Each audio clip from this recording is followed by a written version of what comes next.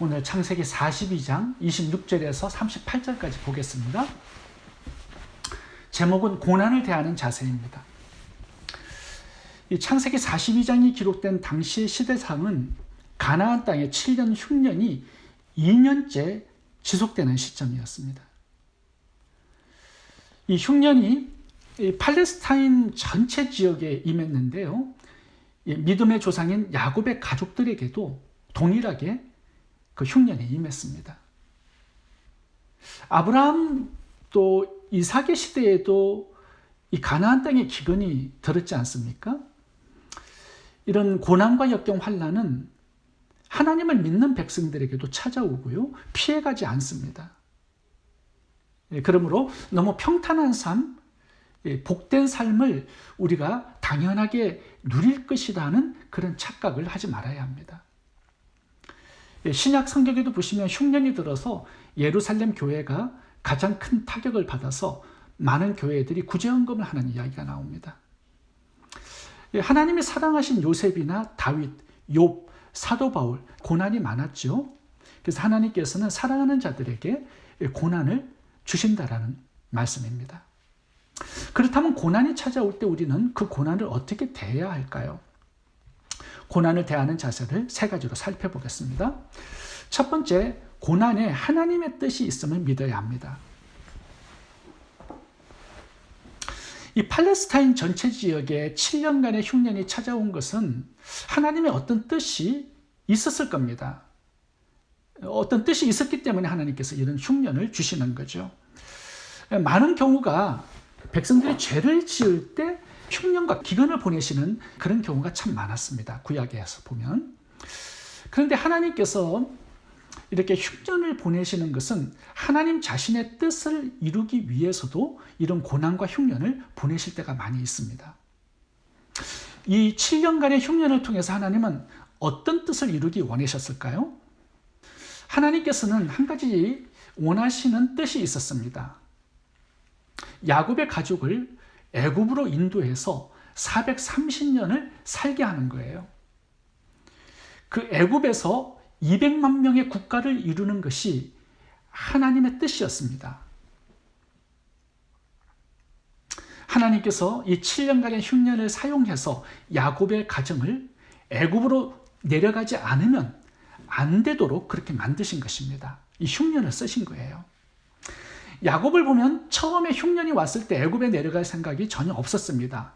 그래서 자식을 보내서 양식을 구해 오게 하죠. 오늘 본문이 그 이야기입니다. 그런데 생각해 보세요. 이 흉년이 7년간 지속돼요. 살아남을 수 있는 사람들이 있었을까요? 돈도 다 떨어졌겠죠? 더 이상 양식을 구할 수 없는 그런 시점이 찾아온 것입니다. 그때 야곱은 하나님께 인도함을 구했을 겁니다. 그때 하나님께서 창세기 46장 3절에 보면 이렇게 말씀하는 구절이 나와요. 애굽으로 내려가라. 읽어보겠습니다. 하나님이 가라사대 나는 하나님이라 내 아비의 하나님이니 애굽으로 내려가기를 두려워 말라. 내가 거기서 너로 큰 민족을 이루게 하리라. 내가 너와 함께 애굽으로 내려가겠고 정녕 너를 인도하여 다시 올라올 것이며 요셉이 그 손으로 내 눈을 감기리라. 11번째 아들 요셉이 총리로 있는 애굽으로 내려갈 것을 하나님께서는 명령하고 있습니다. 이 하나님께서 애굽으로 가라고 명령하신 이유는요. 이 야곱의 가족들이 전부 다 70명이거든요. 이 70명이 가나안 땅에서 국가를 이루는 것은 불가능합니다. 왜냐하면 주변에 여러 이방 족속들이 야곱의 후손들이 번성해서 국가를 이루도록 가만히 내버려 두지 않아요. 적대 국가가 생기기 때문에. 그리고 또 한 가지의 문제는요. 이 가나안 땅이 우상 숭배로 물들어 있었습니다. 타락할 대로 타락했어요. 그래서 원주민들과 혈통적으로나 종교적으로 혼합되면 하나님의 백성의 특성을 잃어버리기 때문에 순수한 신앙을 잃어버리기 때문에 하나님은 그렇게 하기를 원치 않으셨습니다. 그 대신 하나님은 야곱의 70명의 가족들을 애굽으로 다 보내셔서 애굽에서 200만 명의 국가를 이룰 수 있도록 그렇게 하나님께서는 원하셨던 거예요. 애굽이 그 당시에 가장 강력한 나라였기 때문에 누구도 침범할 수가 없습니다. 애굽에서 있으면 일단 다른 민족으로부터 보호를 받게 되죠. 또 애굽 사람은 히브리 사람들과 함께하면 부정하다고 여겨서 밥을 같이 먹지 않았습니다. 그래서 야곱의 가족들은 고센 땅에 정착하지요. 그래서 애굽의 이 태양신을 섬기지 않을 수 있었습니다. 신앙의 순수함을 그대로 유지할 수 있었던 거죠. 그렇게 애굽에서 이 야곱의 가족들은 430년간 살면서 200만 명의 이스라엘 국가를 이루어 나오게 됩니다. 그렇게 출애굽해서 나중에는 가나안 땅을 정복하고요. 다시 가나안의 주인으로 돌아오게 되는 거죠. 이것이 하나님께서 원하시는 뜻이었습니다. 이 뜻을 이루기 위해서 하나님은 7년간의 흉년을 보내신 거예요. 이 흉년은 하나님의 뜻을 이루기 위한 도구였습니다. 우리의 삶에도 마찬가지입니다. 우리가 신앙생활을 참 잘하고 하나님의 말씀에 순종해 살아도요. 기근은 찾아옵니다. 흉년은 찾아와요. 고난과 역경을 만나게 됩니다. 근데 중요한 것은 그 속에 하나님께서 이루실 뜻이 들어있다는 사실이에요. 그래서 하나님께서는 다 이유와 까닭이 있어서 우리들에게 고난과 역경을 만나게 하시는 것입니다. 누가복음 15장에 보면 탕자 이야기가 나오죠. 탕자의 이야기에도 등장하는 것이 흉년입니다. 이 탕자가 아버지의 유산을 받아가지고 먼 타국 땅에서 죄를 짓고 살아갑니다. 그냥 놔두면 죽으니까 하나님께서는 흉년을 보내셨어요. 그래서 이 탕자가 모든 재산을 다 탕진하고 돼지 우리를 치면서 돼지의 지엄 열매를 먹고 살아갑니다. 그러면서 아버지의 집을 생각하고 그리워하죠. 나중에 집으로 돌아옵니다. 탕자가 집으로 돌아올 수 있도록 만든 것이 흉년이었어요. 고난이었어요. 하나님은 이 흉년을 보내서 하나님의 뜻을 이루신 것입니다. 요나 이야기도 마찬가지죠. 요나가 하나님의 명령을 거절하고 다시스로 배를 타고 도망갑니다. 하나님께서 풍랑을 보내세요. 하나님께서 이 풍랑을 보내신 이유는 요나를 회개시켜서 다시 사명자로 살아갈 수 있도록 만드시기 위해서 그런 거죠. 하나님의 뜻을 이루는 도구였습니다. 우리가 살다 보면은 여러 가지 고난과 역경을 만나게 됩니다. 근데 중요한 것은 그 속에 하나님의 뜻이 들어있다는 거 우리가 알아야 합니다. 하나님은 살 길을 다 열어놓고 우리에게 고난을 허락하시는 거예요.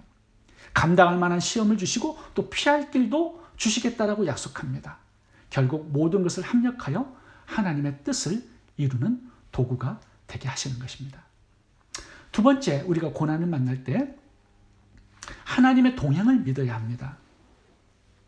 그 고난 속에 하나님께서 함께 하시는 것을 우리가 믿어야 합니다. 창세기 46장 3절을 읽어보겠습니다. 하나님이 가라사대 나는 하나님이라 내 아비의 하나님이니 애굽으로 내려가기를 두려워 말라. 내가 거기서 너로 큰 민족을 이루게 하리라. 내가 너와 함께 애굽으로 내려가겠고 정녕 너를 인도하여 다시 올라올 것이며. 야곱에게 주셨던 메시지를 보면요, 하나님이 다 주어로 나옵니다. 주어가 하나님이세요. 하나님이 주체가 되어서 함께 하시겠다라는 거예요. 너로 큰 민족을 이루게 하리라. 내가 너와 함께 애굽으로 내려가리라. 너를 인도하여서 다시 이 가나안 땅으로 돌아오게 하리라. 주체가 주인이 하나님이세요. 동행하시겠다라는 겁니다. 야곱이 가는 그 길을. 야곱은 애굽으로 내려가는 것이 두려웠어요. 아브라함도 그곳에 내려갔다가 아내를 빼앗기고요. 이삭도 그곳으로 내려갔다가 아내를 빼앗깁니다. 신앙인들이 사는 곳이 아니었어요. 이방인들이 사는 땅이었고요. 그 사람들은 전쟁에 능한 포악한 사람들입니다. 야곱은 두려움이 있었습니다. 근데 하나님께서 함께 동행하시겠다라고 약속하죠. 애굽에 야곱에게만 동행하신 것이 아니라 이 애굽에서 400년 동안 그 후손들이 종로로 타면서 고난을 당할 때 그 후손들과도 하나님께서 애굽 땅에 함께 하셨습니다. 그리고 200만 명의 국가를 이루게 하시죠. 출애굽을 시키셔요. 그 다음에 가나안 땅을 정복하게 하셔서 그 땅의 주인이 되게 하시고 그 땅을 기업으로 얻게 하십니다. 하나님께서 동행하셔서 이 모든 일들이 가능할 수 있도록 도우시겠다라고 약속하신 거예요. 우리도 고난이 오면 두려워합니다. 왜 그렇죠? 나 스스로 고난을 이기려고 헤쳐나가려고 생각하기 때문입니다. 하나님께서 나의 고난에 함께 동행하신다라는 거 우리가 알아야 합니다. 그리고 그 동행하시는 하나님을 바라볼 때 내 고난이 작아져요. 우리의 시선을 들어 하나님을 바라볼 때 우리의 고난이 작아지는 것입니다. 고난을 넉넉하게 이길 수 있는 힘을 나와 동행하시는 하나님께서 주신다라는 거죠. 그래서 두려워하지 말라라는 말씀을 함께 주고 있습니다. 요셉이 형들에게 노예로 팔리지 않습니까? 애굽에. 그때 나이가 17살이었어요. 그 어린 나이에 요셉이 얼마나 두려웠을까요?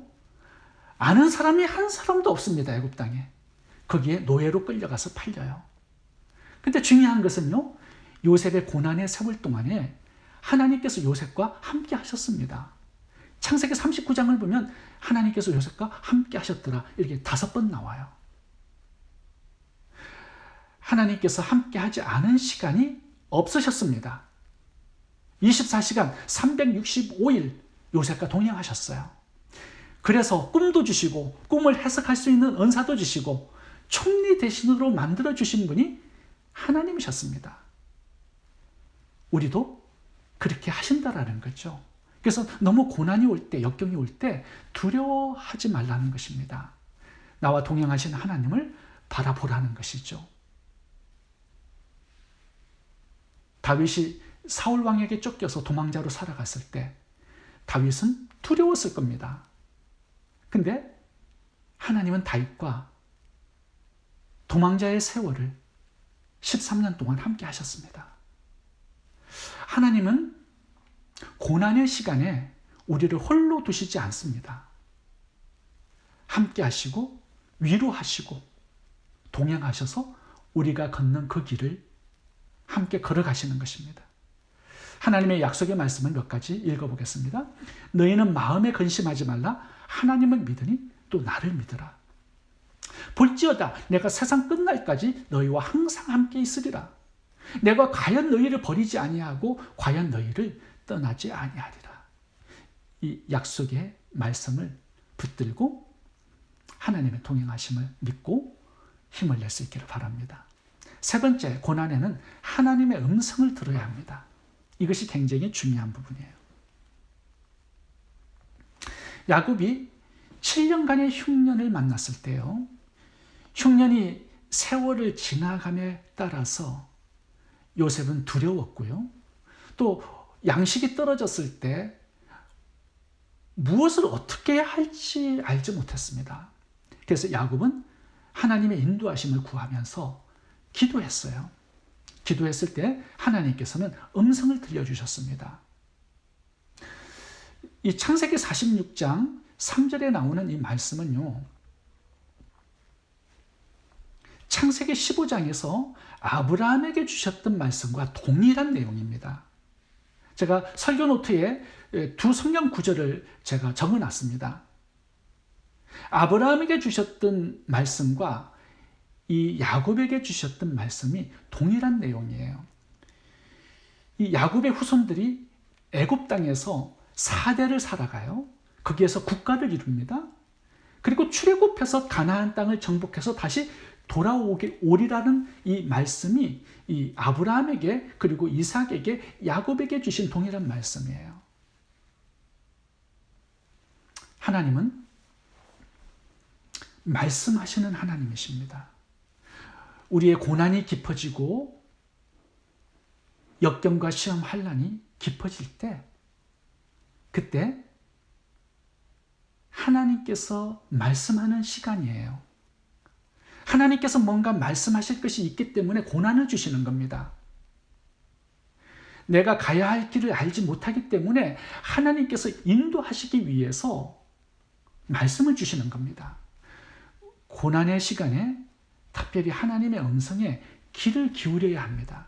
그래야 하나님께서 우리의 나아가야 될 그 방향을 제시하시고 인도해 주실 수가 있어요. 야곱에게도 그렇게 하셨죠? 우리들에게도 그렇게 하시기를 원하신다는 거죠. 그런데 중요한 것은요, 오늘날에는 하나님께서 아브라함, 이삭, 야곱에게 나타나셔서 이렇게 음성으로 말씀을 주시는 것처럼 그렇게 하시지는 않습니다. 물론 그렇게 하실 수도 있지만 오늘날에는 성경이 완성되었기 때문에 하나님께서는 성경 66권을 통하여서 우리들에게 말씀하십니다.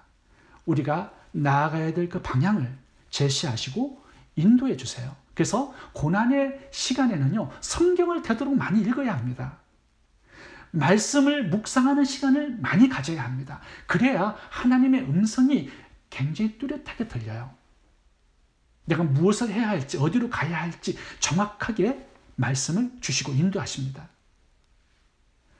고난의 시간에요, 내 잔머리를 굴리고 내 과거의 경험을 동원하고 내 짧은 지식을 동원해서 내가 갈 길을 찾아 나가잖아요. 그러면 실패하고 실수할 수 있습니다. 고난이 더 깊어져요. 중요한 것은 고난에는 분명히 하나님께서 우리들에게 하실 말씀이 있으십니다. 그래서 하나님의 음성의 귀를 기울이는 시간이 되어야 합니다.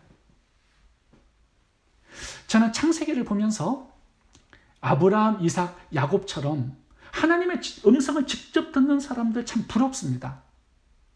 근데 가만히 생각해 보면요, 부러울 것이 전혀 없어요.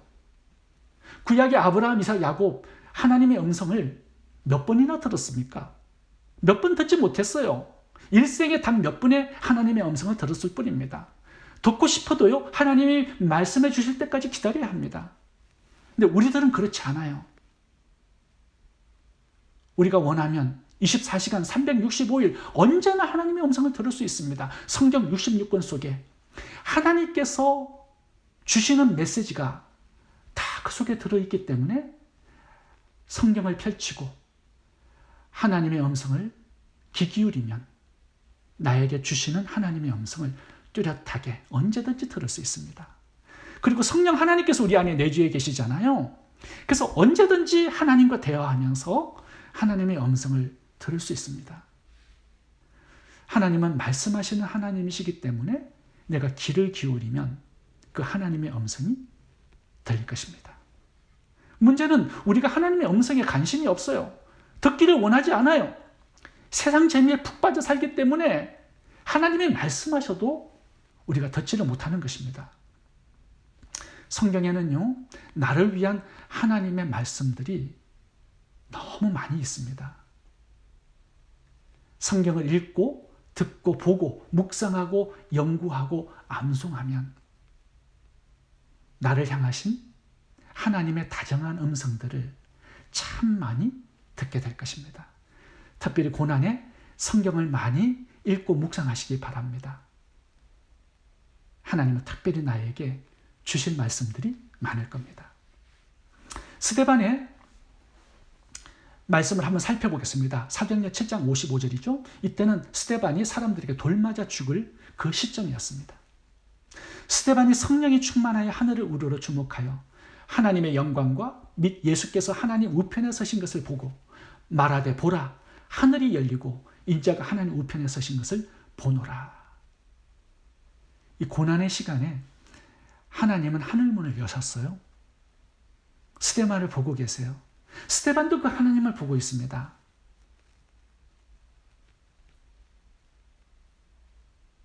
어떤 하나님께서 주시는 메시지를 스데반은 들었을 겁니다. 사도 바울도 보시면 사도행전 27장에 유로굴라 광풍이 불어서 배가 파손되죠. 사경을 헤매고 있을 때 하나님이 옆에서 말씀해 주시는 장면이 나옵니다. 사도행전 27장 23절을 읽어보겠습니다.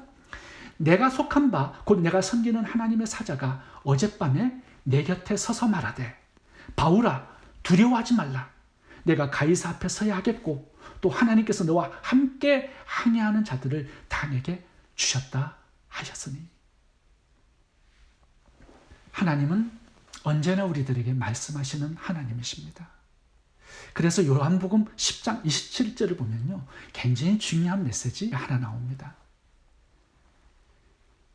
예수님은 우리의 목자 되시고요, 우리는 목자를 따르는 양이라고 비유를 하면서 이 주님의 양이 되기 위해서는 한 가지가 있어야 된다고 말씀합니다. 그게 뭔가요? 목자의 음성을 들어야 한다는 거예요. 요한복음 10장 27절 읽어보겠습니다. 내 양은 내 음성을 들으며 나는 저희를 알며 저희는 나를 따르리니라. 양은 시력도 약하고요, 걸음도 느리고 공격용 무기가 없습니다. 그런데 기가 발달되어 있어요. 목자의 음성을 잘 듣고 따라갑니다. 이것 하나가 하나님의 양을 구분짓는 유일한 특징입니다. 양의 생명과 풍성한 미래를 결정하는 중요한 요소입니다. 양에게 있어서 듣지 못한다는 것은 곧 죽음을 의미하는 것입니다. 그래서 우리는 하나님의 음성을 들어야만 합니다. 우리가 하나님의 음성을 들어야 삽니다. 듣지 못하는데 어떻게 목자를 따라가며 어떻게 목자와 함께 동행하며 미래로 나아갈 수 있겠습니까? 그러므로 특별히 고난의 때에 더욱 주님의 음성에 귀를 기울이시기 바랍니다. 주님의 음성을 따라 인도함을 받는 저와 여러분 될 수 있기를 바랍니다. 기도하겠습니다. 좋으신 하나님, 우리가 여러 가지 고난을 만날 때 하나님의 동행하심을 믿고 하나님의 음성을 듣고 인도함을 받을 수 있도록 도와주옵소서. 그래서 고난을 통해서 하나님의 뜻을 이루어 드리는 저희 모두가 되게 해 주옵소서. 예수님 이름으로 기도합니다. 아멘.